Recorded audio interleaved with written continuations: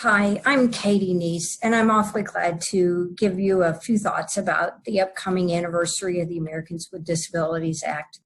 The Americans with Disabilities Act was passed 30 years ago and was intended as a national mandate for the elimination of discrimination against individuals with disabilities. When have you seen the ADA succeed?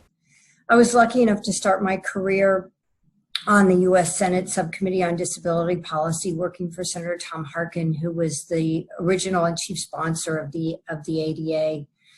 Before the ADA, things were so different. If there was a new restaurant or a new office building or a movie, if you were a person with a disability, you were pretty much guaranteed that it wasn't going to be accessible.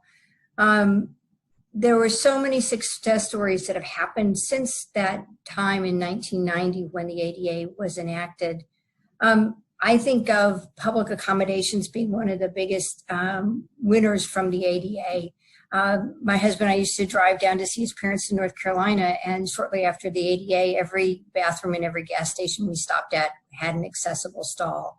That was huge when you think about just the basic things of being able to travel independently. Movie theaters were accessible. A new restaurant would open up and you were pretty sure you could get in and use the bathroom. What a concept. Most city buses became accessible, and air travel and rail travel still has a long way to go, but we've seen huge gains. I think the biggest gain of the ADA is in the mind's eye of the general public. It's no longer uncommon to see a professional who uses a wheelchair, or to see a deaf person working at Starbucks, or to see people with intellectual disabilities at all kinds of jobs. In addition, people who were born after 1990 have no idea what the world was before the ADA, and their expectations are framing the future as it should be. Where do you see opportunities for the ADA to be applied more impactfully going forward? It's very true that the promise of the Americans with Disabilities Act has yet to be fully realized. I think employment remains one of the biggest disappointments.